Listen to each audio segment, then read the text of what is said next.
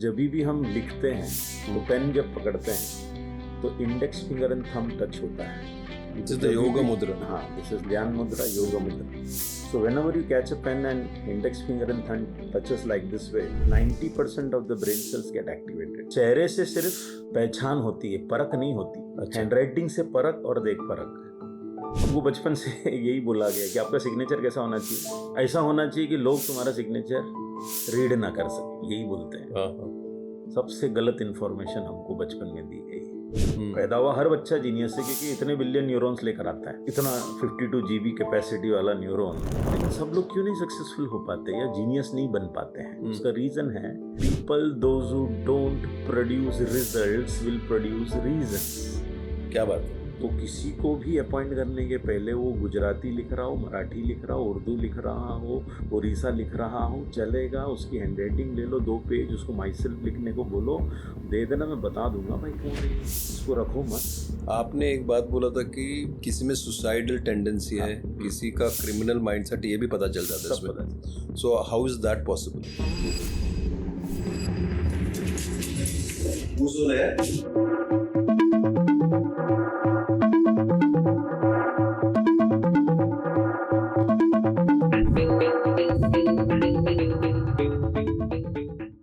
Namaskaram. Today we have Prajesh Trotsky and he is a graphologist. Is that right, sir? So I'm going to ask you the question, who is Prajesh? So Prajesh Trotsky, to be very frank and honest, a teacher, a trainer, a life coach, a graphologist, a TEDx speaker. I always say myself to be a better teacher, better entrepreneur, better trainer, better public speaker, better motivational guru, better life coach, better mentor, better guide, better philosopher, better healer. I always use the word better. We are not the best. Why is so better? Because the moment you say you are the best, then your downfall will start. So better is an option to grow further. Keeping yourself grounded, being humble. So from teacher to a life coach, I can say. Okay, so we start with graphology. Yes. What attracted you to graphology and what is it? So क्या है graphology? So many people till today has like very little awareness about graphology. Every month I conduct a lot of sessions on graphology. So 600 people, odd people come online for my session. So every time I'm very shocked, like so many people have learned and still so many people still don't know what is graphology. So yes. It's a science which is called as graphology. So logy means study. You might have heard the word biology. So logy is study and bio is life. The study of life is called as biology. Psychology. So logy means study and psych means the vichar. जो भी thought process हमारे अंदर होते हैं उसके study को हम psychology कहते हैं. So graphology, so logy, study, graph. So study of the graph. So what is your graph? So your handwriting. Your signature, the way you write, that shows certain graph. Okay.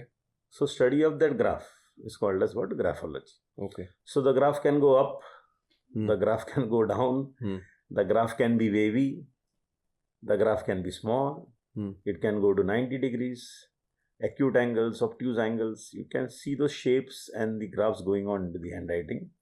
So that is the science. And how I came into this science, like I started my teaching profession as a teacher. So I used to run my coaching classes in a slum area of Malvani. So most of the students, those who used to approach me, were dropout students, 5th fail, 6th fail. They wanted to do 10 standards so that at least they'll get a certificate and they will get endorsed into the companies. Some benefits they'll get because of being at least a 10 standard student. So ये सब rejected बच्चे सब मेरे पास जब आते थे, so इनके पास कोई स्कूलिंग का बैकग्राउंड नहीं, 5th fail, 7th fail. So they used to spend a lot of time with me, 6 hours in the morning, again 4 hours in the evening. ये सब चीज़ चलता था. So हम लोग बहुत मेहनत करते थे. I used to put efforts, the kids used to put efforts, but results were coming. But जितना हम सोचते थे उतना रिजल्ट नहीं आता था. अभी जैसे कि हम सब लोग ह्यूमन बीइंग हैं, बहुत सारे जन बहुत मेहनत करते हैं, लेकिन रिजल्ट है क्या? नहीं, कि हमको ऐसा बोलते हैं ना कि success is equal to hard work. Many of us are putting hard work from morning till evening. Where is the success? Where is the success? So बच्चे लोग भी हार्ड वर्क कर रहे हैं, 52-53% आ जाता था, लेकिन 10-10 घंटा पढ़ने के बाद, हार्ड वर्क करने के बाद तो 70s 80s जाना चाहिए. So I was like thinking pondering कि भाई ये क्या चीज़ है जो इनको रोक रही है ना, मेहनत तो सब कर रहे हैं आप, हम सब कर रहे हैं, तो ऐसे लोगों को भी कोई ना कोई चीज़ तो रोकती रहेगी। तो क्या है उनका साइक, उनके विचार। अभी हम यहाँ पे मोटिवेट कर देंगे, लेकिन जैसा ही वो सेशन कंप्लीट होता है उसके बाद अरे मेरे बस की तो बात है ही नहीं, मैं तो यार गरीब हूँ यार, मुझे तो बचपन से मेरे टीचर ने बोला यार तू कुछ काम का है नहीं, तू कभी जिंदगी में मैथ्स नहीं सीख पाएगा, तू गधा है मैथ्स में। तो जैसा कोई थॉट प्रोसेस अंदर है, सेल्फ एस्टीम ही लो है, सेल्फ कॉन्फिडेंस ही लो है, तो हमारा कोई मोटिवेशन काम नहीं करता। तो मैं बोला यार ऐसे कुछ रहेगा। So one of my friend, very close friend, advice कि इनके अगर साइक को समझे तो हम इनको अपन सपोर्ट कर सकते हैं। सो कौन सी साइंस है? बोले ग्राफोलॉजी। अच्छा। So I went and learned this science and I was shocked कि जब मैं ये सीखने क्यों गया था ताकि बच्चों के प्रॉब्लम्स को सॉल्व करे, तो पता चला कि मेरे अंदर कितने सारे नेगेटिव पैरामीटर्स उस हैंडराइटिंग से पता चला मुझे। अच्छा। सो मेरे अंदर भी 5 नेगेटिव पैरामीटर्स थे। अच्छा। बहुत ही स्ट्रॉन्ग, डेडली, जो मुझे ऐसा लगता था कि मैं एक परफेक्ट इंसान, बाद में पता चला मेरे अंदर भी फ्लॉज है। तो पहले मैंने अपने आप को चेंज किया and then I started working on kids and now today कोई भी बच्चों को अगर पढ़ाना है, समझो फॉर एग्जांपल, तो I take their handwriting first to understand the psych and then accordingly treat them और change their handwriting to improve their. How does it change? कैसे चेंज करते हैं आप? वो प्रैक्टिस करके थेरेपीज होती हैं। Every day you need to write for at least 30 minutes for 90 days का प्रैक्टिस होता है। सिस्टम करते हैं क्या? बिलीव करते हैं लिखना? और बहुत बहुत बहुत देखो, जितना हम टेक्नोलॉजी में आगे बढ़ रहे हैं उतना लिखना छोड़ रहे हैं, जितना लिखना छोड़ रहे हैं उतना डिप्रेशन बढ़ रहा है। Writing is an excellent activity, because जब भी हम लिखते हैं तो पेन जब पकड़ते हैं तो index finger and thumb touch होता है, विच इज द योगा मुद्रा। हाँ, दिस इज ध्यान मुद्रा, योगा मुद्रा। सो whenever you catch a pen and index finger and thumb touches like this way, 90% of the brain cells get activated. Okay. अभी हम verbally बात कर रहे हैं। हाँ। वर्बल में सिर्फ 20-30% ब्रेन सेल्स एक्टिवेटेड रहते हैं। जब लिखते हो तो 90% ब्रेन सेल्स एक्टिवेटेड होते हैं। अच्छा। So you are not hand writing, it is brain writing. तो जब हम लोग इसे किताब में लिख रहे हैं यहाँ पे, तो किताब में नहीं लिखते हैं, हम ब्रेन के न्यूरोलॉजिकल पाथवे में लिखते हैं। तो इसके लिए लिखी हुई चीजें सबसे ज्यादा याद रहती हैं। अच्छा। स्वीडन करके एक देश है, you might be knowing. Yes, of course.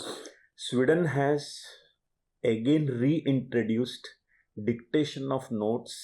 Students are listening and writing in their own handwriting and learning from their. At this 21st century where artificial intelligence and all these gadgets have come, that we are not using anything, writing का तो छोड़ ही दिए हैं। ऐसे situation में Sweden ने ये decide किया कि will go back to the basics. An entire country has integrated this dictation of notes, और बच्चे लिख रहे अपने handwriting. So history is going to repeat. चीज़ें ना, जितना हम 2005 में मेरे गुरु ने मुझे कहा था, ब्रजेश जितनी टेक्नोलॉजी आएगी ना, ह्यूमन बीइंग उतना डिस्टर्ब्ड रहेगा, तो तू काउंसलिंग के रास्ते में जा, उधर मत जा। So I am not that tech savvy, मुझे टेक्नोलॉजी कुछ नहीं आता, बहुत ही कम आता है। मैं आध्यात्मिक रास्ते पे चला गया, तो मेरे लिए इतना बिजनेस है, मतलब to be very frank, my career is the most flourishing career actually. मेरे पास अभी 48-50 एनालिसिस, मतलब काउंसलिंग के लाइन है मेरे पास, टाइम नहीं है। अच्छा, तो ग्राफोलॉजी इज इन डिमांड, आप वो कह रहे हो? अच्छा, तो इसमें कैरेक्टर, जो किसका कैरेक्टर या पर्सनालिटी भी समझ में आ जाती है? पूरी चीज, बच्चे बड़े किसी का भी, सब का भी। Every, like we can say, एक बंदा अभी जैसे कि एक इंस्टीट्यूट ने मुझे फ़ोन किया, बोले सर हम एम्प्लॉयज़ को अपॉइंट करते हैं, अच्छी सैलरी देते हैं, फिर बाद में 6 मंथ्स के बाद लोग छोड़ के चले जाते हैं। जब प्रेजेंटेशन लोग देते हैं तब तो नौकरी पाने के लिए, इंटरव्यू के लिए जब आते हैं, तो हम लोग हमेशा ग्राफोलॉजी में कहते हैं कि presenting well is nothing to do with honesty. अच्छा, I am presenting well in front of you, can you declare me honest? No, मेरी बातों से, मेरे हाव भाव से तुमको नहीं पता चलेगा। तो मैं हमेशा कहता हूँ कि चेहरे से सिर्फ पहचान होती है, परख नहीं होती। अच्छा, हैंडराइटिंग से परख और देख फर्क। परख और चेहरे से सिर्फ पहचान होती है, परख नहीं होती। हैंडराइटिंग से परख और तू देख फर्क। अच्छा, परख और देख फिर फर्क। देख फर्क, हाँ। मेरा स्टेटमेंट हमेशा रहता अच्छा है। अच्छा। सो उन्होंने मुझे फ़ोन किया, बोले सर कुछ बताओ कि किसको अपॉइंट करूँ किसको नहीं अपॉइंट करूँ। मैं बोला तुम टेंशन मत लो, जितने भी इंटरव्यूज़ होंगे उन सबसे 2 पेज लिखा के ले लो, आई विल कम। वो 10 में से कौन तुम्हारे साथ हमेशा टिका रहेगा, कौन नहीं टिका रहेगा, कौन बीच में छोड़ के जाएगा, कौन फ्रंट डेस्क के लिए, कौन बैक एंड के लिए, कौन सेल्स के लिए अच्छा है, कौन एडमिन जॉब के लिए अच्छा है, सब मैं आपको बता दूँ। उसमें से बेस्ट एम्प्लॉय आपको सेलेक्ट तो करके आप दूँ। कुंडली निकाल लेते हैं इसे? पूरा सर, मतलब 2 पेज लिखना होता है, बस लिखना? हाँ, 2 पेज लिखना पड़ेगा। ओके। वो भी कंटेंट आप देते हैं लिखने का? नहीं, it is purely myself. अच्छा, you write about myself? हाँ, the moment you write about myself, आप पूरे मग्न होते हो अपने बारे में लिखने में। अच्छा। ठीक है ना, तो फिर आप मैनिपुलेट नहीं कर पाते हो। हाँ। आप मेरे से ग्राफोलॉजी सीख लेना, ठीक है, ये करना है, ऐसा करना है, ऐसा करना है, और आपका माई सेल्फ लिख के मैनिपुलेट करने जाओ, होगा ही नहीं। अगर जब तक आपका पैटर्न में बदलाव आया नहीं है तो आप मैनिपुलेट भी नहीं कर पाओगे, क्योंकि you will be busy writing, thinking कि what should be the next line ना।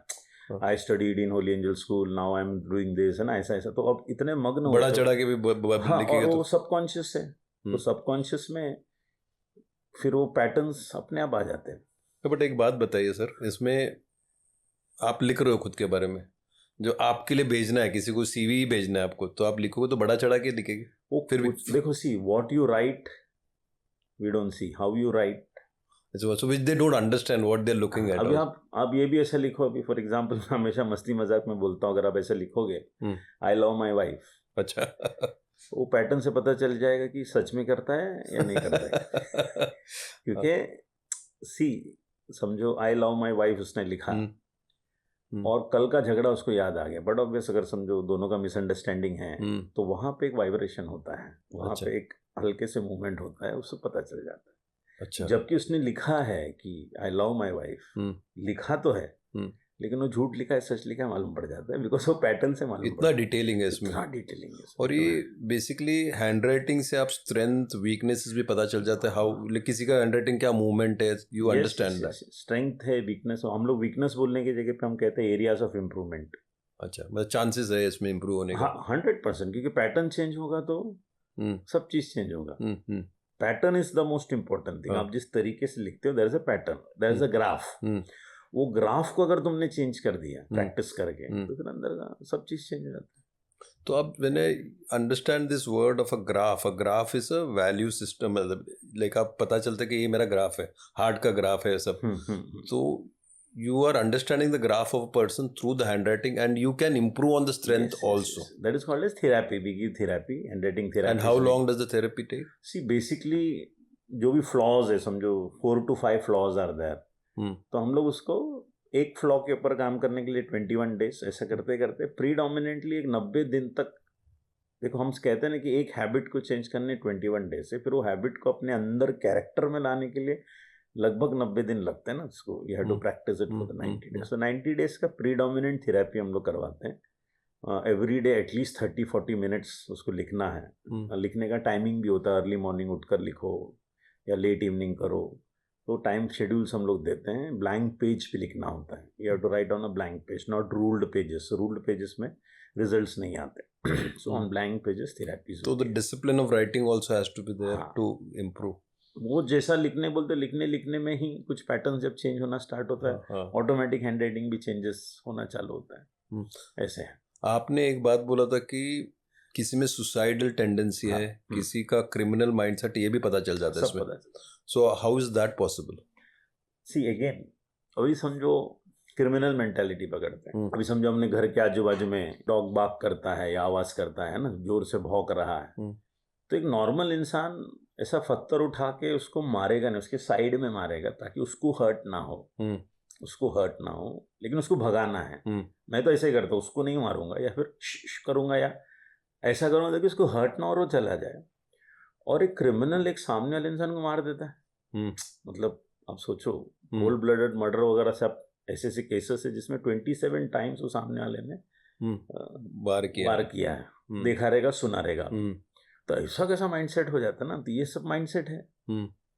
तो हमारा हाथ नहीं उठता एक डॉग को पत्थर मारने के लिए, और इनके तो हाथ उठ जाते हैं। तो इनके पैटर्न अलग रहेंगे, इनका लिखने का तरीका अलग रहेगा, पता चल जाएगा। वो जिस तरीके से लिखते हैं पता चल जाता है। सो मैंने जैसे कि इंडिया में रॉ है वैसा मूसाद करके इजराइल में है, बरोबर। So they check their employees handwriting once in a week, हर हफ्ते में चेक करते ये हैं। चेंज होता है हैंडराइटिंग? हो जाता है ना। अभी मेरे मन में अगर कुछ भी नया आया, तुम्हारा थॉट प्रोसेस इधर चेंज हुआ, हैंडराइटिंग चेंज हुआ, या फिर तुम हैंडराइटिंग चेंज करो तो तुम्हारे थॉट प्रोसेस को चेंज करो। तो जिनके हैंडराइटिंग अच्छी रहती है, हाँ। Is that kind of an understand that See, that though is a good चीज पर्सन? हाँ, नहीं, दो चीज है। अच्छी हैंडराइटिंग है यानी कि क्लीन है, साफ है, मन साफ है। हाँ। हमको बचपन से यही बोला गया कि आपका सिग्नेचर कैसा होना चाहिए, तो ऐसा होना चाहिए कि लोग तुम्हारा सिग्नेचर रीड ना कर सके, यही बोलते हैं। हाँ। सबसे गलत इंफॉर्मेशन हमको बचपन में दी गई। अच्छा। क्योंकि तुम सिग्नेचर को कॉम्प्लिकेट करते हो ताकि लोग रीड ना कर सके, हाँ। तो जिंदगी भी कॉम्प्लिकेटेड हो जाती है। और लोग तुमको नहीं रीड कर पा रहे हो, तुम्हारे सिग्नेचर को नहीं रीड कर पा रहे, तो लाइफ ऐसी रह जाएगी। तो डॉक्टर लोग की हालत क्या है? उनकी तो हैंडराइटिंग इतनी बिगड़ी हुई रहती है। उनका doctors handwriting is fast handwriting, बिगड़ी हुई हैंडराइटिंग नहीं है। अच्छा। इट इज फास्ट हैंडराइटिंग, क्योंकि उनको बहुत क्विकली डिसीजंस लेने पड़ते हैं। बराबर ना? अभी समझो आप आए बैठे, आपका मुझे चेकअप करना है, कितने डॉक्टर्स लोग देखते साथ ही बोलेंगे जॉइंटिस, because they are very fast. ये देख लिया चेहरे का, हाँ ठक ठक, ये फास्ट थिंकिंग का हैंडराइटिंग फास्ट होता है। नेगेटिव नहीं है, हाँ फास्ट थिंकर्स है तो उस हिसाब से ब्रेन भी उतना चलता है, तो हर एक चीज का प्रोज एंड कॉन्स रहता है। It's assume that most doctors have bad handwriting. Bad handwriting होता है, क्विक हैंडराइटिंग होती है। अच्छा। They are very fast thinker. अभी समझो कोई पेशेंट आया है, वो थोड़ी अंदर रूम में जाके चेक करेगा भाई इसका ये सिम्टम्स है तो क्या है क्या नहीं, ऐसा थोड़ी नहीं, इतना टाइम तो है नहीं। एक एक स्किन स्पेशलिस्ट के पास मैं जाता था, 1200 रुपया लेता था, 12 सेकंड भी नहीं देखता था। अच्छा। तो मुझे ऐसा लगता था यार 1200 रुपया लिया, 12 सेकंड 12 मिनट तो देख तू मेरे को बैठ के। इट्स वेरी फास्ट क्विक, देखेगा हाँ ये प्रॉब्लम है, ये दवा ठक ठक, गो प्रजेश कम टुमारो, 2 दिन में ठीक। अच्छा, मतलब रिजल्ट भी आता था ना। तो दे आर फास्ट थिंकर्स, उनको सब याद आ रहा है कि ये कौन सी डिसीज है, हाँ ये इसके लिए ये मेडिसिन, ठक ठक करके खत्म। दे आर फास्ट थिंकर्स, इसके लिए हैंडराइटिंग भी उनकी, और उनको फास्ट थिंकर्स होना जरूरी है। अभी इसमें सेम ऑपोजिट जाओगे ना आयुर्वेदा डॉक्टर्स के पास, उनकी स्लो हैंडराइटिंग नहीं। अच्छा, आयुर्वेदा कैसा, हाँ बैठो बताओ केस हिस्ट्री बताओ, बचपन से क्या है। अरे विथ मी, आयुर्वेदा में तुरंत एक्शन नहीं चाहिए। एक नलिनी करुणाकरन, एक great Ayurvedic doctor at Dadar, मेरा चैलेंज था तो मैं जाता था कॉलेज लाइफ में। एक पहला इतना बड़ा रजिस्टर निकालेंगे, ब्लैंक पेज वाला, रूल्ड पेजेस नहीं, ब्लैंक पेज पूरा। बताओ बचपन में कभी गिरे थे क्या, फिर मम्मी को पूछेगी इसका जन्म जब हुआ था तो क्या हुआ था, कैसा था कंडीशन, पूछ के पूरा 3 पर पेशेंट 45 मिनट्स 1 आवर, पूरा कुंडली निकालने के बाद फिर दवा लिखने का। तो her handwriting was slow, because her work was slow. अब समझे ना, पूरा केस हिस्ट्री करके वो लिखते थे। तो it depends upon profession to profession. अच्छा, so but you can assess it. अगर आपको बिन जाने किसी का हैंडराइटिंग आपके पास है तो यू कैन एसेस इट। कुंडली मतलब हम इंसान के अंदर घुस सकते हैं पूरा का। अच्छा। So can graphology be used for self improvement and growth? मतलब आप चेंजेस कर सकते हैं और वो अप्लाई हो सकता है फुल टाइम, आप 90 डेज में उसका पैटर्न चेंज करवा सकते हैं? आराम से सर, आराम से। अभी एक तो 90 डेज में आपको आपका पैटर्न चेंज करना, साथ साथ में जब भी आप लिखते हो, लेकिन नॉर्मली भी जब हम लिखते हो तो उसके अंदर भी अपने को पैटर्न्स लाना है। एग्जाम्पल इसके अंदर अगर मैं बोलूँ तो एक टी करके एक लेटर है। हाँ, T is considered to be the most important letter in the graphology. अच्छा। हाँ, सबसे इंपॉर्टेंट लेटर है। अभी अगर आप टी विजुलाइज करो, सो टी हम पहले स्टेम बनाते हैं। हाँ। फिर देखो स्टेम बनने के बाद पेन उठता है और क्रॉस बार डालते हैं, एक वर्टिकल और एक हॉरिजॉन्टल। एक हॉरिजॉन्टल, हाँ। So that vertical is called as the stem. That vertical line is called as the stem.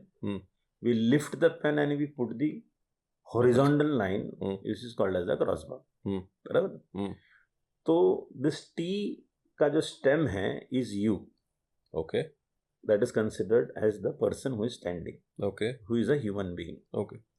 Now human being कौन है? जिसके पास बिलियन न्यूरॉन्स। पर न्यूरॉन कैपेसिटी 52 GB है। तो कितने न्यूरॉन्स हैं? It can go around the world 3 times। इतने सारे न्यूरॉन्स हर ह्यूमन बीइंग पे। ये ह्यूमन बीइंग पृथ्वी पे आता है इतना पोटेंशियल लेकर, बट क्या हर ह्यूमन बीइंग सक्सेसफुल है? नहीं।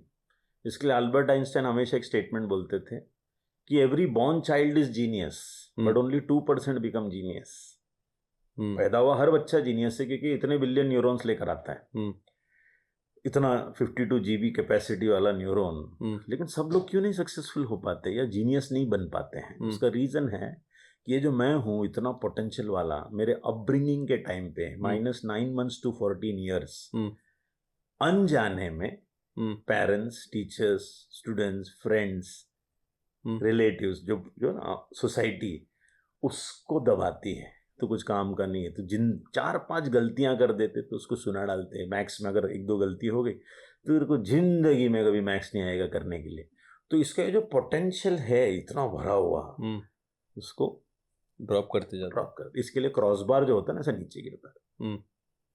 तो जिनका भी क्रॉस बार एकदम नीचे रहेगा, low self esteem, low self confidence, और low self esteem, low self confidence, तो इम्यून सिस्टम भी लो रहेगा, तो बीमार पड़ता रहेगा। हर 2-3 महीने में हमेशा कुछ ना कुछ बीमारी रहेगी।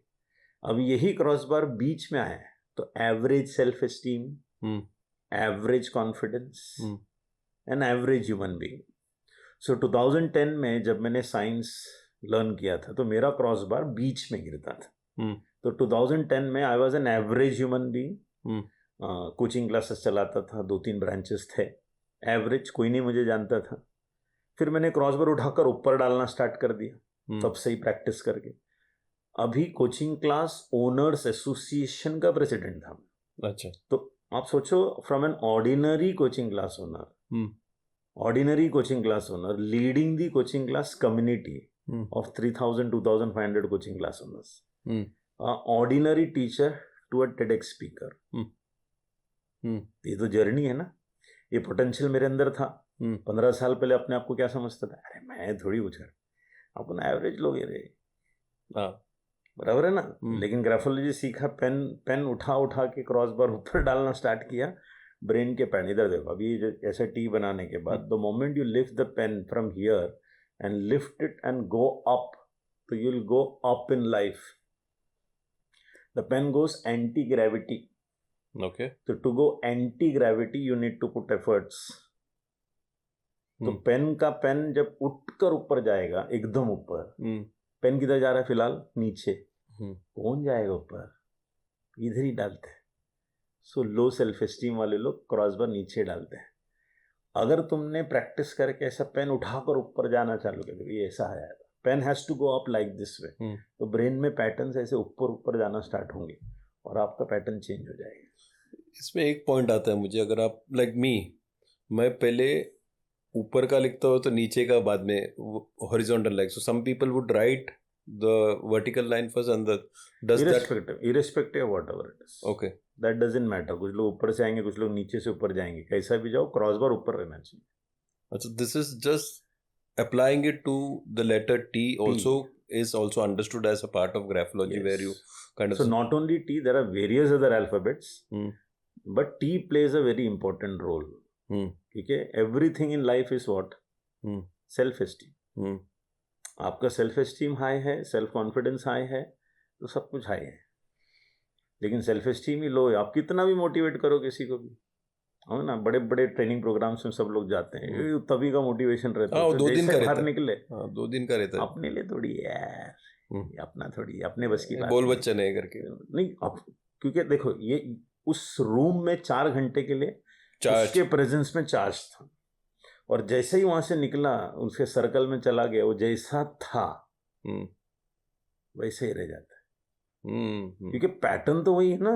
मतलब थॉट प्रोसेस चेंज हुआ है क्या उसका? नहीं। तो should I call it as a sadhana which you create? Yes, dedication है सर ये।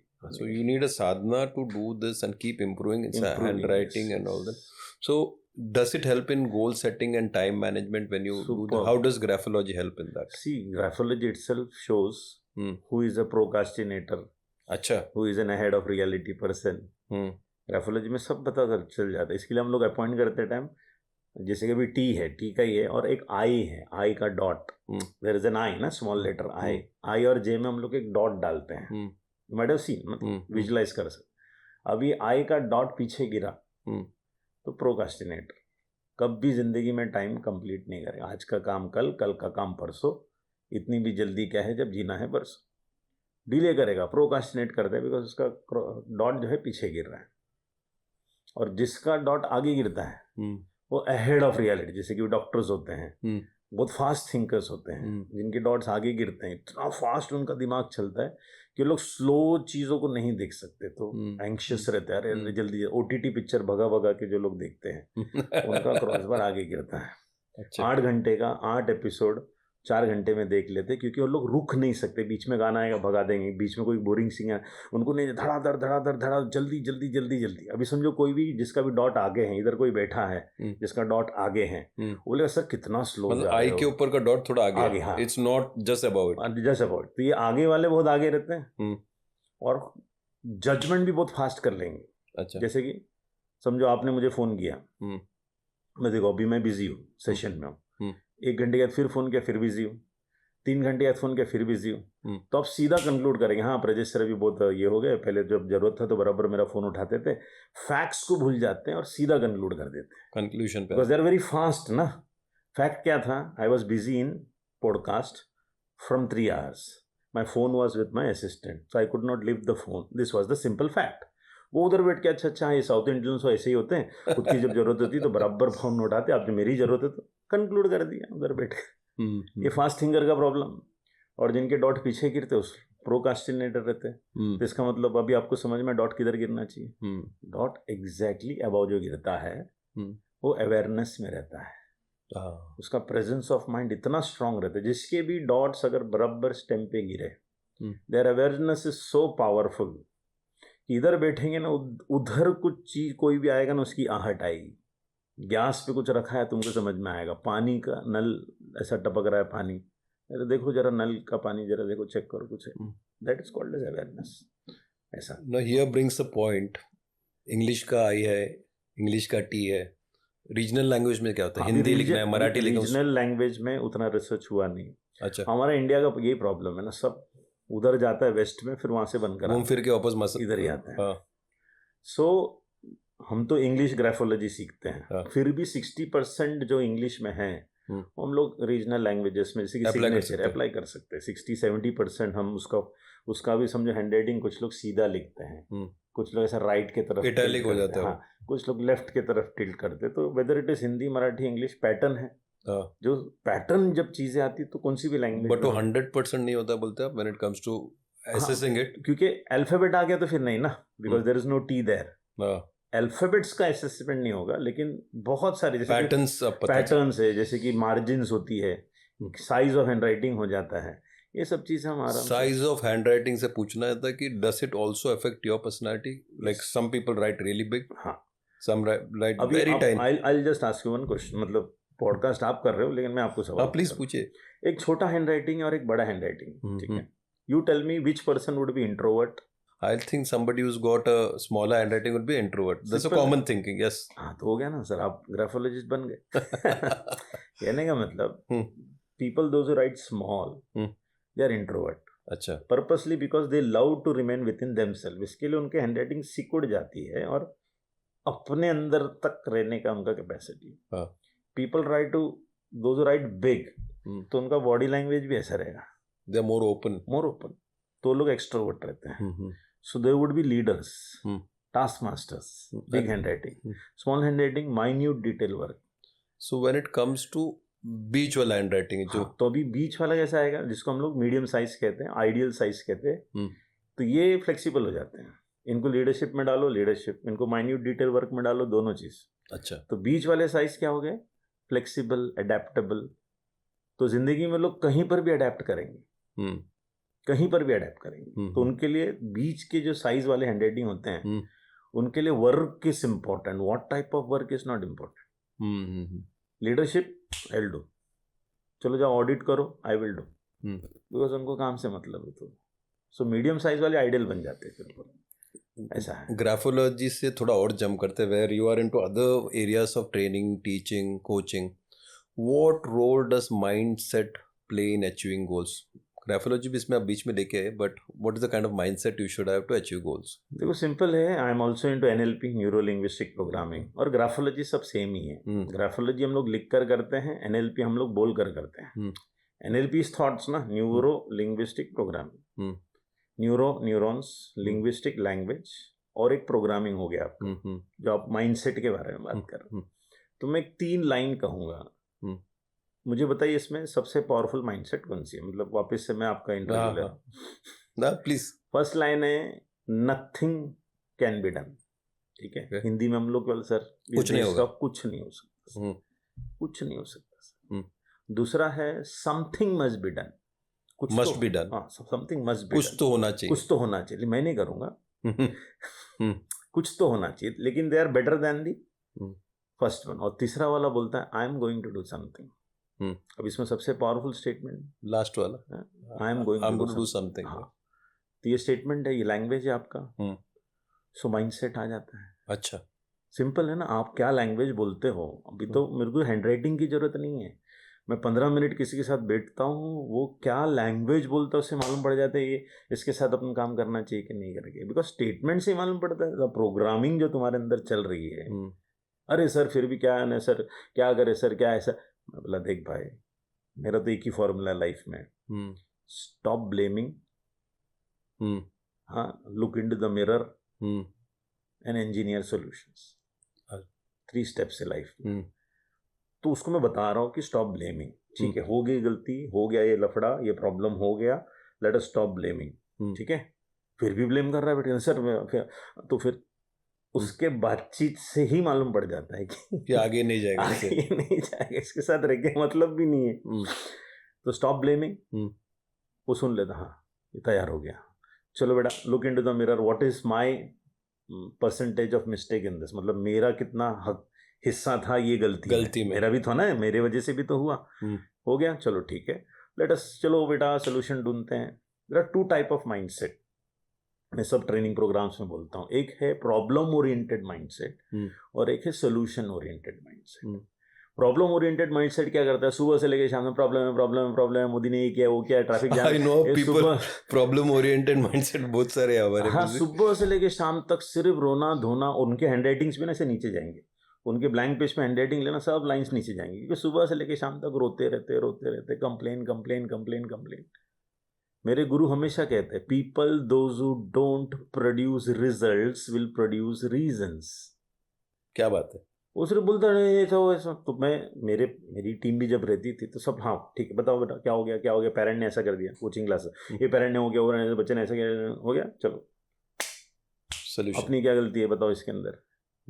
सर हाँ चलो सोल्यूशन, 5 मिनट में ठक ठक ठक ठक सोल्यूशन, चलो काम पे लगो। तो लाइफ में ये प्रॉब्लम ओरिएंटेड माइंडसेट से निकलकर जब इंसान सोल्यूशन ओरिएंटेड ब्रेन को सेट कर देगा ना, उसका जिंदगी सेट हो जाएगा। कैसा करना चाहिए सेट? हाँ, सेट करने के लिए ये कि ये ऐसा नहीं आएगा, 2 दिन में नहीं आता ये। इट टेक्स, अभी जब मैंने स्टेटमेंट दिया, आइंदा जब भी कोई भी प्रॉब्लम आए अपने आप से बात करने का। प्रजेश सर ने क्या बोला था, स्टॉप ब्लेमिंग, ठीक है, पहला वो लेकर आओ, फिर दूसरा मेरा कितना हिस्सा है इसमें, इसके अंदर, एंड देन तीसरा है भाई चलो सोल्यूशन के ऊपर जाएंगे। एक एनएलपी टेक्निक भी हम लोग सिखाते हैं कि जब भी ऐसा कोई चैलेंज आएगा, देखो इंसान के लाइफ में हेल्थ, रिलेशनशिप, वेल्थ, ये 3 लफड़े हैं, बाकी क्या लफड़े कुछ है नहीं।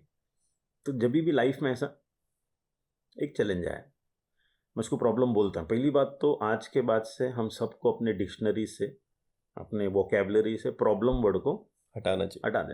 अगर मैं आपसे सवाल पूछूं कि आपकी जिंदगी में प्रॉब्लम कब से है, सर बचपन से, ठीक है। So problems are permanent, challenges are temporary. तो प्रॉब्लम वर्ड को हटाकर हम 2 वर्ड डाल देंगे अपने डिक्शनरी में, वोकैबुलरी में, दैट इज क्या है, चैलेंज नहीं तो सिचुएशन। तो लाइफ में जब भी because situations are temporary, challenges are temporary, problems might be permanent. हो तो जिंदगी में बगैर प्रॉब्लम का कौन सी इंसान है, लाइफ में समय ना, तुम समुंदर किनारे बैठो तो तुमको हमेशा थोड़ी अच्छी हवा आती है, मालूम ऐसे बैठे रहते, थोड़ा धूप लगा यार गर्मी होती है, इतने में फिर अच्छी हवा आती है। आप देखें ना, ऐसा रहता है ना, फिर अच्छा लगता है। फिर ये तो जिंदगी का, रात जितनी ही संगीन होगी सुबह उतनी ही रंगीन होगी। क्या बात। तो दोनों चीज रहती है ना, life is like that way. तो प्रॉब्लम है, तो जब भी ऐसा कोई भी चैलेंज आएगा, प्रॉब्लम वर्ड को डिलीट करो, चैलेंज आएगा, आंखें बंद करनी है 10 20 30 सेकेंड के लिए, जस्ट क्लोज योर आइज, मतलब बैकबोन स्ट्रेट वगैरह वो सब रहेगा। Imagine as if I know to resolve this challenge. Fraction of second आंख बंद करने का, अपने आप से कहने का, जैसे कि मुझे मालूम है कि इस चैलेंज का क्या सोल्यूशन है। इसके पहले भी मैंने बहुत सारे लाइफ में लफड़े देखे हैं, मैंने सॉल्व किया है, तो मुझे मालूम है how to resolve a challenge, what needs to be done. ये लाइन बोलना है, imagine as if I know to resolve this challenge, what needs to be done, what needs to be done. बात करो अपने आप से, आप ही का ब्रेन उसका सोल्यूशन देना स्टार्ट करेगा। ये ट्राई करके देखना जब भी, और ये प्रैक्टिस करते करते करते फिर देखना तुम्हारा ब्रेन क्या हो जाएगा, expert, solution oriented. Human being को जो बनाया गया ना, हजारों साल पहले जंगलों में सोते थे ना, ऐसा पेड़ के नीचे कहीं पे भी, तो जंगली जानवर अटैक करने का चांसेस बहुत हाई रहता था। तो ब्रेन को ऐसा वायर किया गया है कि it can attract vibes of negativity. कोई शेर आ रहा है ना, तो ऐसा, तो ब्रेन हमेशा ना नेगेटिव चीज को पहले attract. That's the reptilian brain. हाँ, तो वो हो गया है, लेकिन अभी तो जंगल बिंगल जंगली जानवर वगैरह तो सब नहीं है। लेकिन ब्रेन अभी भी वैसा ही है। पहला क्या पकड़ेगा, नेगेटिव, मतलब वो प्रॉब्लम प्रॉब्लम प्रॉब्लम, फाइट और फ्लाइट। यस, तो उससे अच्छा तो ये ब्रेन को अपने को धीरे धीरे धीरे, तो काफी सारे जन मेरे से भागते भी है, क्योंकि प्रजेश सर के साथ बैठो तो एंड में एक ही चीज, चलो सोल्यूशन क्या है। I only speak on that. एक single minute discussion of the problem is important, because आप उसका जड़ को पकड़ सकते हो, भाई क्यों हुआ, रूट कॉज तो डिस्कशन से होगा, लेकिन हर चीज का एंड क्या होना चाहिए, सोल्यूशन क्या है। तो फिर वो माइंडसेट चेंज हो जाता है। जो आपका फिलहाल के लिए, just because being on the show, जिन्होंने वो probably they will attend your classes in the future for graphology and all that, जिसको अभी आप क्विक सोल्यूशन देंगे कि अपने हैंड राइटिंग को चेंज करें। मैं वापस ग्राफोलॉजी पे इसलिए आ रहा हूँ कि it is so interesting and exciting. क्या करना चाहिए, छोटे चेंजेस क्या लाना चाहिए जिससे वो थोड़ा बेटर हो सकते हैं? हाँ, अभी मैंने डिस्कस किया आपके साथ, टी का क्रॉस बार सबसे इम्पोर्टेंट है। हाँ, तो इवेंचुअली जब भी वो लोग लिखते हैं, सबसे पहली बात तो लिखो। अच्छा, इंसान तो लिखना छोड़ दिया है, बच्चों की तो हालत और ख़राब है, कोविड के बाद तो और ख़राब है, बिकॉज सब ऑनलाइन बटन दबा दबा के। तो फर्स्ट ऑफ ऑल ना, रोज रात को दिन भर का जो भी हुआ उसको एक स्क्रिबल करो एक डायरी में, आज ये हुआ, सुबह को ये हुआ, ऐसा ऐसा। इतनी अच्छी नींद आएगी ना 10 सेकंड के अंदर, आपको पूछो मत। बिकॉज क्या, जब इधर रहता ना तो नींद नहीं आती है, जब उतर जाता है। इसको निकाल के कागज पे डाल दो, अच्छा ऐसा सो जाओ, कोई गोली बीली की जरूरत नहीं। क्या बात है। हाँ, ये तो छोड़ दिया ना इंसान ने, बिकॉज एवरीथिंग इज हियर ना। तो रात को देखना ऐसा पैर हिलता रहेगा, अरे बाप रे उसने ये बोला, इसने बोला, ऐसा कैसा बोल दिया उसने, ये हो गया ना, गड़बड़ हो गई, ये हो गया, तो पूरा दिमाग में घूमता रहता है। तो उसको ना ऐसा अच्छी हैंड राइटिंग में भी लिखने की जरूरत नहीं, उसको स्क्रिबल कर देने का, पूरा यहाँ से इधर उतार देने का, आप सो जाओगे। सिंपल है। आपने नींद की गोली बता दी। यस, बहुत, मतलब मैं तो कितने, अच्छा ये तो एक ऐसा हो गया, मैं लोगों के प्रॉब्लम्स लिखवा के ले लेता हूँ कागज में, ठीक है ना। वन लेडी वॉज क्राइंग, बोले सर लाइफ में बहुत डिप्रेशन में थी, सुइसाइडल टेंडेंसीज थे, कुछ नहीं किया उसको। मैं बोला तेरी जिंदगी लिख के दे दे मेरे को। And she was writing writing writing writing, she was crying crying crying crying. तो देखो ऐसा बूंदे गिरते जा रही थी और पूरा कागज जो है जो भी लिखा है मिटता जा रहा था। मैं उसको लिखने दिया, 4 पेज लिखी, जबकि 2 ही पेज लिखना था। मैं बोला ये रुकने वाली नहीं है, ये पूरा लिखेगी करके। तो मैं चुपचाप बैठा लिखते के लिए, 4 पेज पूरा लिखी, मिट गया पूरा, नो एनालिसिस नथिंग। मैंने उसको सीधा दिखाया, देख तेरे जिंदगी के सभी प्रॉब्लम्स मिट गए, धुल गए, no analysis, no therapy, nothing. और एक स्टेप आगे गया, कागज फाड़ा, पूरा जला दिया, जल भी गए, चल जा, अब आने की जरूरत नहीं, हो गई NLP, हो गया काउंसलिंग। लिखने से इतनी सारी चीजें इसमें, ये तो लिखते ही नहीं है पहली बात तो पहले तो रोज लिखो रात को। तो सब लोग सुनने वाले को जानना है कि लिखना है, लिखना है। क्योंकि वो एक तो ब्रेन सेल्स एक्टिवेटेड रहते हैं और लिखने से ध्यान मुद्रा रहता है। अभी लिखते टाइम, जैसे कि अभी मैंने बताया आपको, टी का क्रॉस बार ऊपर गिरना चाहिए, ये सबसे इंपॉर्टेंट पैरामीटर। दूसरा आई और जे के डॉट्स किधर गिरने चाहिए? सेंटर में आना पीछे चाहिए। नहीं, आगे नहीं। अब इसमें से कुछ लोग सर्कल भी डालते हैं, डॉट के जगह पे सर्कल्स। प्रीडोमिनेंटली फीमेल्स लोग सर्कल डालेंगे, अटेंशन सीकर्स होते हैं लोग। अब प्रॉब्लम में आ गया बोलकर। नहीं, प्रीडोमिनेंटली मैंने कहा मेल्स भी डालते हैं, जो एक्टर्स होंगे, एक्ट्रेसेस होंगे, जो पेंटर्स होते हैं, डिजाइनिंग और ये सब चीजों में रहते हैं, उनके सर्कल्स रहते हैं, बिकॉज उनका सर्कल बताता है कि they would like to grab the attention of the people. तो उनके अपनी कला के थ्रू वो लोगों का जो डॉट डालने वाले फिर CA मतलब एकेडमिक लर्निंग वाले जो होते हैं ना, वो डॉट डालते हैं। तो डॉट भी डाल सकते हैं, सर्कल भी डाल सकते हैं, लेकिन एग्जैक्टली अबाउ कॉन्शियसली लिखते टाइम आपका ध्यान रहना चाहिए कि मेरा डॉट उधर ही गिरना चाहिए, मेरा सर्कल उधर ही, टी का क्रॉस बार स्टेम पे ही गिरना चाहिए। कॉन्शियसली जब आप प्रैक्टिस करोगे, ये दो मेजर चीजें हैं जिसके अंदर आपका बहुत सारा चेंजेस आएगा। प्रीडोमिनेंटली अभी हैंडराइटिंग क्या होता है, शहरों में आप देखोगे ना, प्रीडोमिनेंटली हैंडराइटिंग सबका वेरिएबल साइज होगा। प्रीडोमिनेंटली क्यों ऐसा? शहर है ना, वेरिएबल मतलब डिस्टर्ब्ड हैंडराइटिंग है, मतलब बड़ा साइज भी रहेगा, छोटा साइज भी रहता है, बड़ा छोटा बड़ा छोटा बड़ा, मतलब वो उसका पूरा एक वर्ड में भी ऊपर नीचे रहता है। Variable There's not a sequence होता है। एक साइज पकड़ के चलो ना, तो प्रीडोमिनेंटली हैंडराइटिंग वेरिएबल है, वेवी है, डिस्टर्ब्ड हैंडराइटिंग होता है। क्योंकि शहरों में कहते हैं ना कि सीने में जलन, आंखों में तूफान सा क्यों है, इस शहर में हर शख्स परेशान सा क्यों है, तो पूरा हैंडराइटिंग भी परेशान रहता है। तो अभी समझो तुम्हारा डिस्टर्ब्ड हैंडराइटिंग है, तो ऐसा ब्लैंक पेज लिया, बैठा, कुछ अच्छे एफर्मेटिव स्टेटमेंट्स लिखते हुए कॉन्शियसली एक साइज को पकड़ के लिखने का। सर मेरे को छोटा साइज अच्छा लगता है, तो छोटा ही, कॉन्शियस एवरीथिंग। देखो, handwriting is subconscious but practice is conscious. Handwriting तो तुम्हारा सबकॉन्शियस बताता है, लेकिन प्रैक्टिस करते टाइम तुमको कॉन्शियसली वो प्रैक्टिस करते करते करते जब 90 दिन होता है तो तुम्हारे ब्रेन के अंदर सबकॉन्शियस हो जाता है। फिर आपको कुछ चेंज करने की जरूरत नहीं, फिर आप उस एकदम अंदर। इसमें हैंडराइटिंग सुंदर बनाने की जरूरत होती है। There are very few people are blessed with।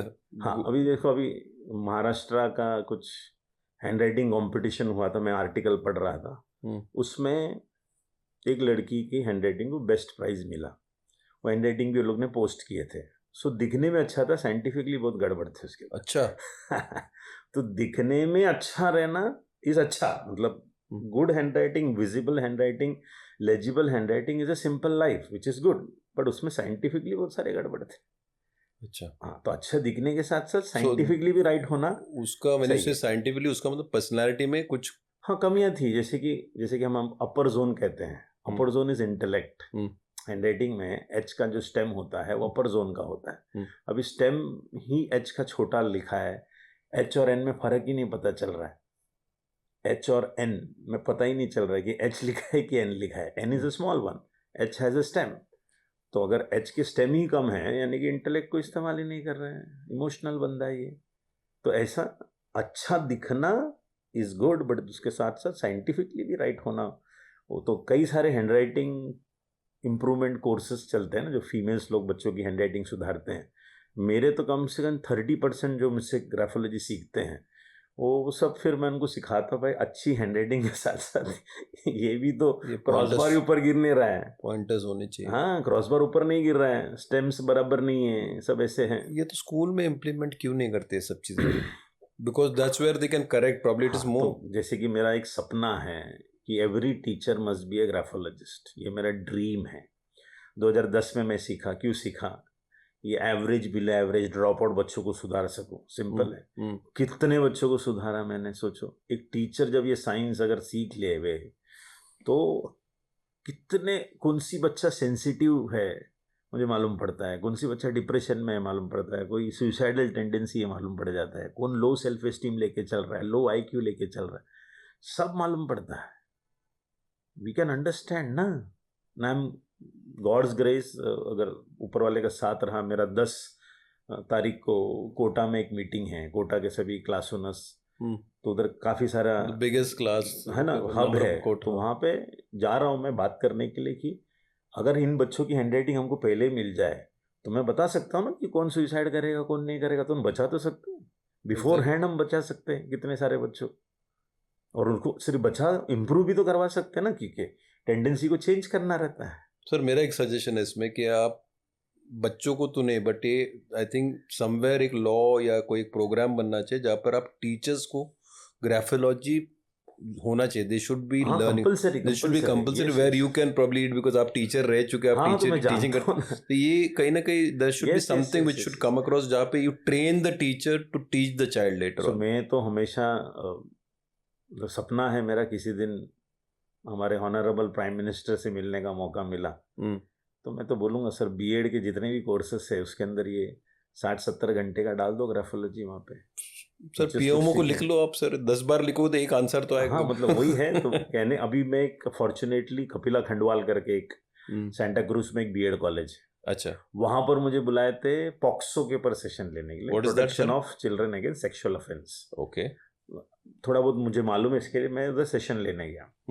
अभी पॉक्सो में सेशन लेते लेते मैंने बताया कि पॉक्सो के रूल ये सब चीज़ है, लेकिन मैं हैंडराइटिंग देखकर बता सकता हूँ कौन सी बंदा टच करेगा, कौन सी मोलेस्ट कर सकता है, कौन नहीं कर सकता है. क्या बात करते हैं, विच इज सो प्रेवलेंट. अभी आज का हॉट टॉपिक ये चल रहा है अभी फिलहाल. तो किसी को भी अपॉइंट करने के पहले वो गुजराती लिख रहा हो, मराठी लिख रहा हो, उर्दू लिख रहा हो, उड़ीसा लिख रहा हो, चलेगा. उसकी हैंडराइटिंग ले लो 2 पेज, उसको माई सेल्फ लिखने को बोलो, दे देना, मैं बता दूंगा भाई कौन है ये, इसको रखो मत. अच्छा, prevention is better than cure ना. Exactly sir. उसको सुधार तो नहीं सकते क्योंकि उसका माइंडसेट अभी 27 ईयर्स 30 ईयर्स के हो गए हैं. सुधार सकते हैं, जैसे कि अमेरिका में रिहेबिलिटेशन सेंटर्स होते हैं जहाँ पे इनके ऊपर काम किया जाता है. एटलीस्ट हम रिस्क तो कम कर सकते हैं ना. बहुत जरूरी है आप जो कर रहे हो, ये बहुत जरूरी है, बहुत इंपॉर्टेंट है. तो यही मेरा तो कपिला खंडवाल में जब मैंने टॉक दिया तो उनको बहुत अच्छा लगा. तो लोग ने अपने लेवल पे ग्राफोलॉजी उधर चालू करवाया था. 2 साल हमने सभी टीचर्स लोग कंपलसरी नहीं किया था, लेकिन 15-20 टीचर्स ने सीखा मेरे से. वो टीचर्स जिस स्कूल में जा रहे थे, they are performing to the T. मतलब वो जिस स्कूल में टीचर्स हैं, मुझे उन लोग का फ़ोन आता है, बोले सर पेरेंट्स सब हमारे पास भाग के आ रहे हैं. पेरेंट्स प्रिंसिपल के पास नहीं जाते, एचओडी के पास नहीं जाते, हमारे पास भाग के आ रहे, क्योंकि हमको सब मालूम पड़ रहा है कौन सी बच्चा किधर कौन सी इमोशनल टर्बुलेंस में है, सब चीज़ मालूम पड़ जाता है हैंडराइटिंग से. एक तो टीचर्स है जो सिखाते हैं, दूसरे होते पेरेंट है जो सिखाते हैं. ओके, तो पेरेंट्स को क्या करना चाहिए, जो बच्चे का सेल्फ एस्टीम, उसका जो कॉन्फिडेंस उसको बढ़ाने के लिए क्या करना चाहिए, हैंडराइटिंग में छोटी छोटी सुधार क्या करना. वही क्रॉस बार सबसे टी. तो इसके लिए मतलब मैं इधर उधर की बात ही नहीं की, डायरेक्ट थेरेपी दे दिया. T is the most important alphabet, I और जे के डॉट्स बहुत इंपॉर्टेंट. ये तो हैंडराइटिंग हो गई. अब बराबर है ना, अभी तुम हैंडराइटिंग सुधार रहे हो, रोज पेरेंट जो है बच्चे को बोल रहा हो तू कुछ काम का नहीं है, द काइंड ऑफ लिंग्विस्टिक. हाँ, तो फिर वो भी तो इम्पोर्टेंट है. मैं बच्चों का जब काउंसलिंग करता हूँ ना, मैं बच्चों को तो साइड में रखता, तू टेंशन मत ले, इनको ठीक करता हूँ मैं पहले. पर सर एक बात है इसमें, जो लोअर इनकम ग्रुप होते हैं जहाँ पर the father is आइडर a drunkard, पीता है, पिताजी पीता है, माँ काम करती है, वैसे बच्चे लोग क्या कर सकते हैं. देखो कैसा है, आपने मेरा प्रोफाइल पढ़ा रहेगा. पेरेंटिंग सेशंस मैं लेता हूँ. प्रीडोमिनेंटली मैं कोचिंग क्लासेस एसोसिएशन में हूँ.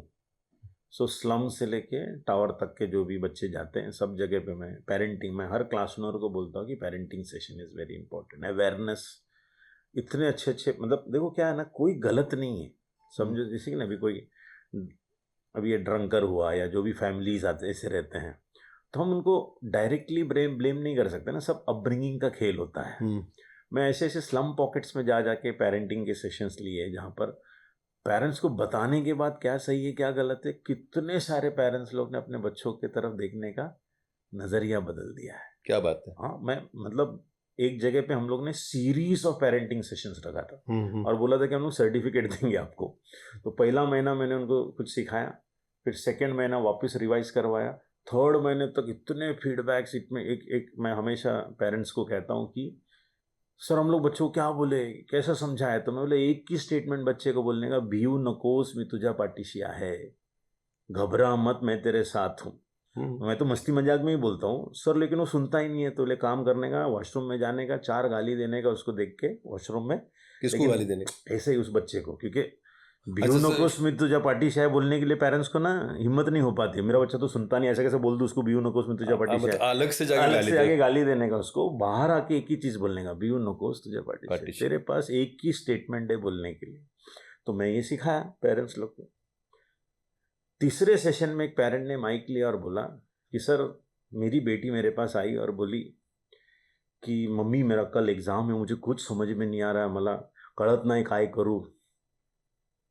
तो उसकी मम्मी एक ब्यूटिशियन थी, पढ़ी लिखी नहीं, डैड नहीं, कुछ समझ में नहीं आया सर। मुझे ना सिर्फ एक ही समझ में आया सर, आपका स्टेटमेंट बोलने का मन किया मेरे को। और उसने बोली कि सर मैंने उसको बोला भिऊ नकोस मी तुझ्या पाठीशी आहे। तो बच्ची ने बोली आहे ना आई तू आहे ना माझ्या पाठीशी। तो आई ने बोली हाँ हाँ हाँ मी आहे ना। अगले दिन वो बच्ची ने पेपर लिख कर आई और बोली कि थैंक यू मम्मी, अगर तुम ऐसा मुझे नहीं बोलते ना मेरा पेपर बेकार जाता। क्या बात है। एक लाइन बस हो जाता है, एक सिंगल लाइन।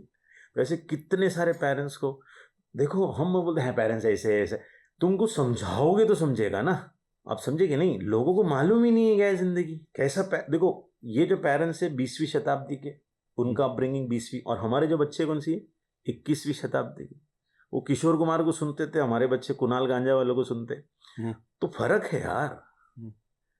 तो ये बच्चों को समझने के लिए ये पेरेंट्स को समझाना जरूरी है, उनको भी मालूम नहीं क्या है। अब समझो हमारे टाइम पे कोई भी बच्चा प्रीलियम पेपर में फेल होता था तो उसको बोलते थे कि बेटा अगले प्रीलियम में फेल होएगा तो मैं तुझे हॉल टिकट नहीं दूंगा। ऐसा प्रिंसिपल चिल्लाते थे। काहे के लिए बोलते थे? ताकि अगले प्रीलियम में वो कोशिश करे अच्छा मार्क लाए। अभी वही प्रिंसिपल अगर 38 ईयर्स के बाद सेम डायलॉग मारा, वो बच्चे ने जाके आत्महत्या कर लिया। तो प्रिंसिपल की गलती नहीं है, माइंडसेट चेंज हो गया ना सोसाइटी। बच्चे सेंसिटिव हो गए, इमोशनल हो गए, और हम हमारे पुराने डायलॉग्स चल रहे हैं। डायलॉग भी चेंज करो, डायलॉग चेंज करना, वही प्रोग्रामिंग चेंज करनी है। तो पेरेंट्स, तो मेरा यूट्यूब वीडियो है, इसके अंदर अचार की बरनी, मतलब इतना कोई खास यूट्यूब वीडियो नहीं है, मतलब ऐसा कोई जिंग जैंग नहीं है, लेकिन अच्छी चीज़ें बताया उसमें। अचार की बरनी मतलब मैं अपने बच्चे के साथ 3.5 साल का था, तो हम लोग खाना खा रहे थे दोनों बैठकर, तो अचार लेने को भूल गए। तो मुझे भी पसंद है, उसको भी पसंद है। तो उसने बोला पापा मैं अचार लेकर आऊँ क्या? बोला लेकर आ। वो रेफ्रिजरेटर से अचार लेकर आए। पापा मैं खोलूँ क्या? मैं बोला खोल। तो खाना छोड़कर अचार की बरनी खोलना चालू कर दी। उससे हो नहीं रहा है, ठंडा फ्रिज से लाया ना, तो उस अचार की बरनी जो कांच की होती है उसका जो थ्रेडिंग है अलग होता है। तो बेचारा फर्स्ट टाइम ट्राई किया, सेकेंड टाइम पापा मेरे से नहीं हो पाएगा। तो अपना एक ही स्टेटमेंट है, भिऊ नकोस मी तुझ्या पाठीशी आहे, तू कर सकता है, तू करेगा। उसने कई बार कोशिश की, फेल हो गया। मैं बोला और 2-3 बार ट्राई कर। उसने 12वें बार, मैं गिन रहा हूँ, 12वें बार एकदम स्पेसिफिकली बता रहा हूँ, 12वें बार उसने खोल दिया। उसके चेहरे पे स्माइल, क्या बड़ा आत्मविश्वास, सेल्फ कॉन्फिडेंस, सेल्फ एस्टीम। दूसरे इससे क्या फ़र्क पड़ता? मैं बोला यही प्रॉब्लम है हमारा।